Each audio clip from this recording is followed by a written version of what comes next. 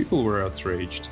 They started making appeals, statements, and video messages in support of him. Those were not only ordinary people, but also Bashkir intelligentsia, the elite, scientists, professors, actors, artists.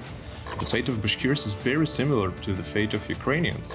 It's actually happening all over Russia. National minorities have been reduced to folk dances and cuisine.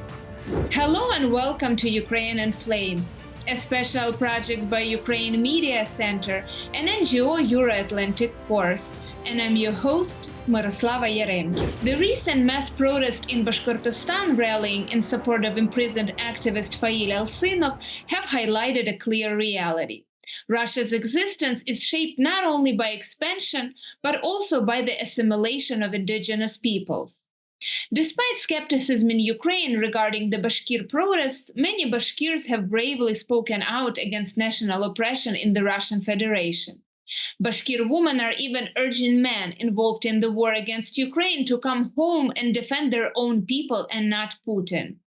In today's episode, we're going to talk about the protest in Bashkortostan, exploring the events that triggered them, drawing historical parallels, and examining the implications of Bashkir protests for Ukraine in its struggle for freedom. If you want to learn more about this subject, please continue watching this video and subscribe to our channel so that you don't miss our videos in the future. Bashkortostan is currently witnessing unprecedented repression, with 4 criminal cases opened for mass riots linked to support for Fail Alsynov. Many have been detained and the exact number remains unknown. Similar tactics to those employed during anti-war protests in Moscow are being used, where people were not immediately detained, but later identified through video recordings. Subsequently, buses scoured nearby villages searching for and detaining individuals. Delving further into the events leading up to the Bashkir protest and shedding light on the persona of Fail Alsynov, we now have the pleasure of welcoming Ruslan Gabbasov, head of the Bashkir National Political Center and one of the leaders of the Bashkort movement. In the Republic of Bashkortostan, huge discontent with the policy, which Radi Kabirov's team has pursed in recent years, has finally erupted. He was directly involved in suppressing many national movements. He threw in jail a huge number of Bashkir national leaders when he came in 2018. He organized pogroms in Kushtau. It was such a mountain, you may have heard about it. A lot of its defenders were beaten there. Fail Alsynov, because of whom everything happened yesterday, is one of the leaders of the Bashkir national movement. He's been engaged in national activities for over 15 years. He was in various national organizations such as Kuburre, and then we created the Bashkor organization.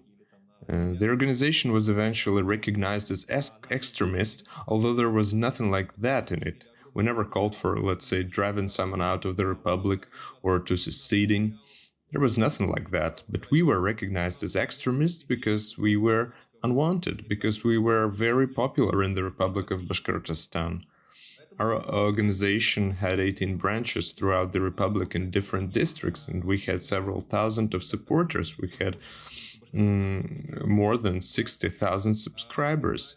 That's why we stood in Radi Kabirov's way. He wanted to occupy, let's say, the political field of the Republic of Bashkortostan by eliminating and removing all potential leaders with different views. At one of the gatherings, after the organization was recognized extremist, after pressure was put on national activists, Fail Alsynov, let's say, withdrew from national affairs, but continued to take part in various gatherings, meetings, and express his point of view. At one of these gatherings, he expressed his opinion that the Republic of Bashkortostan had been turned into a raw materials colony and it was being robbed.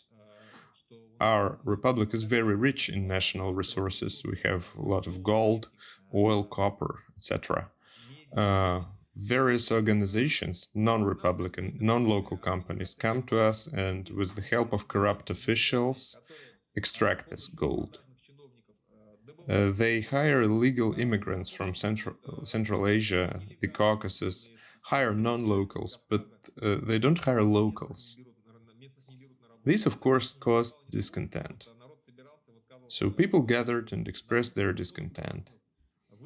Fail Alsynov had a speech at one of those gatherings, and his speech was translated completely distorted, and Radi Khabirov, the head of the Republic, personally wrote an application to the prosecutor's office to initiate criminal proceedings against him.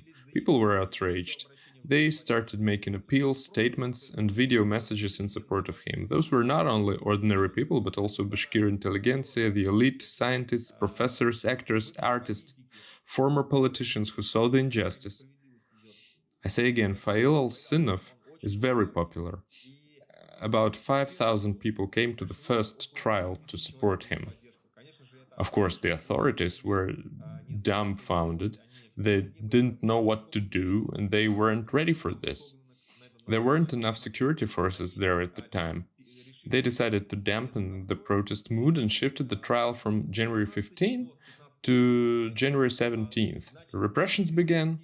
On the night of January 17th, they began arresting all the leaders they could find. Local television and media started spreading various denigrating information about Fail, and various corrupt bloggers began to write. But this didn't stop people, and even more came.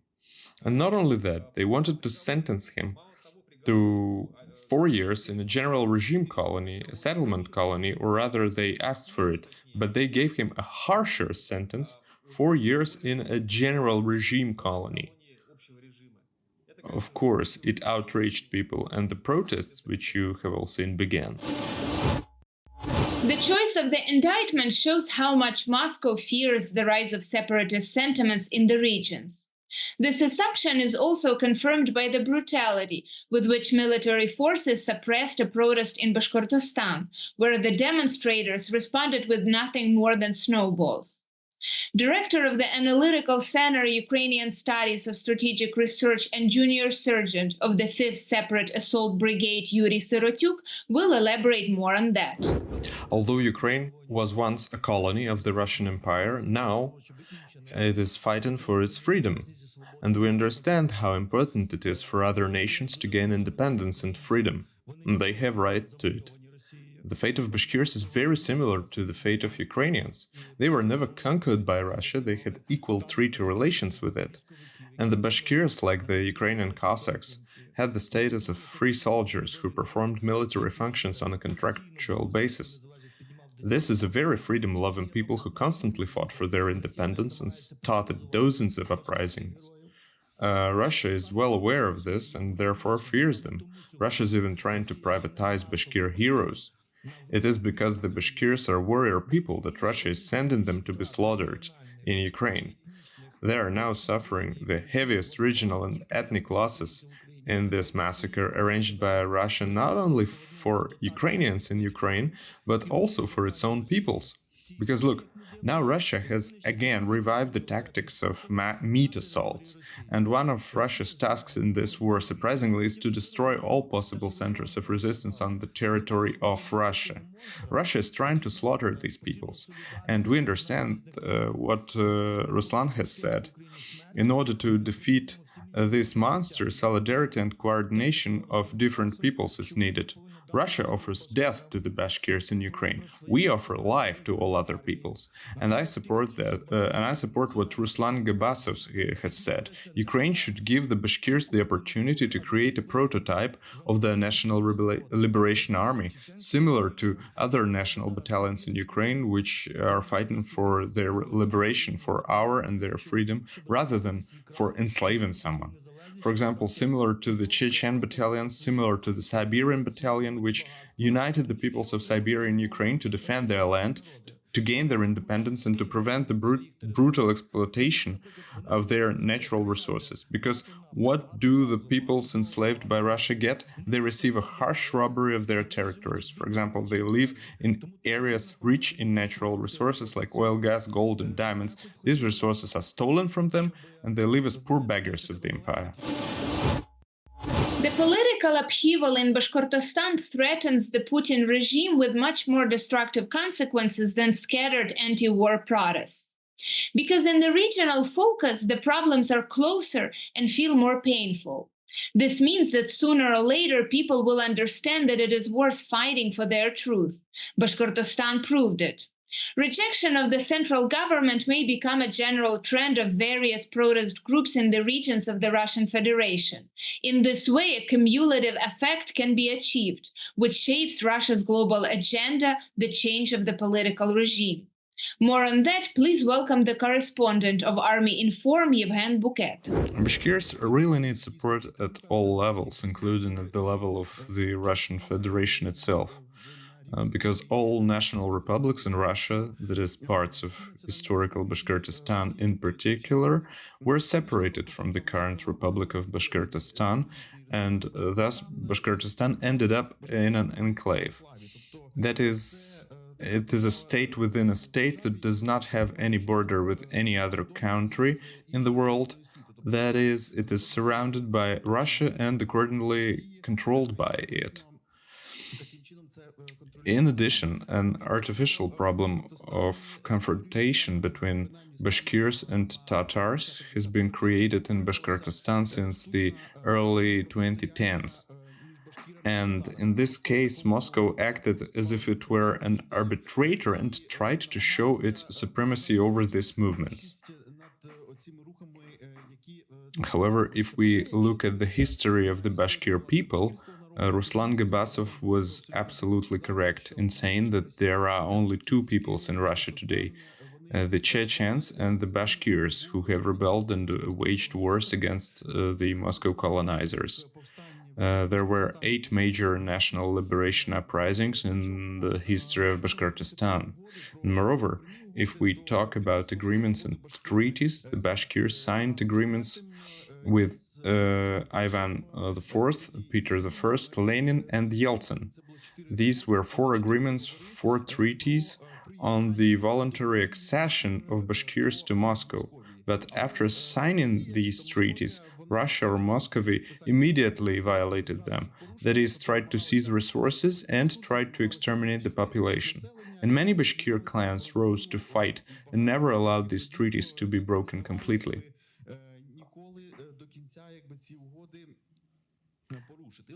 Now we are witnessing one of the processes when back in Yeltsin's time, Bashkir's life in Bashkortostan was more or less normal.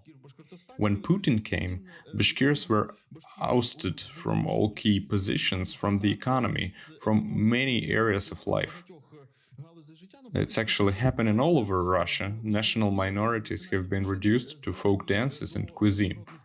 National books, national press, or more importantly, national parties are strictly prohibited, as well as national education. Bashkortostan is one of the 3 subjects of the modern Russian Federation which managed to preserve primary schools in the Bashkir language in places where Bashkirs live compactly. Apart from Bashkiria, only Tatarstan and the Republic of Sakha have national primary schools in indigenous languages. In all other subjects of the Federation, education in national languages is prohibited. Secondary education is prohibited and higher education is prohibited. It's for you to understand what's happening there. If we talk about that small piece of time that Bashkortostan was de facto sovereign from 1991 to 1993, the books published at that time are now removed from their libraries and destroyed. And the Bashkirs, in order to save those books, hide them in villages, in some remote mountain nooks. And the same, by the way, is happening to the books published by the Ukrainian community of Bashkortostan. I took some books to Kiev personally and gave them to the library of the National Union of Local History of Ukraine about the Ukrainians of Bashkortostan. They are physically destroyed there. The situation is unfortunately the same not only in Bashkortostan but also in other republics.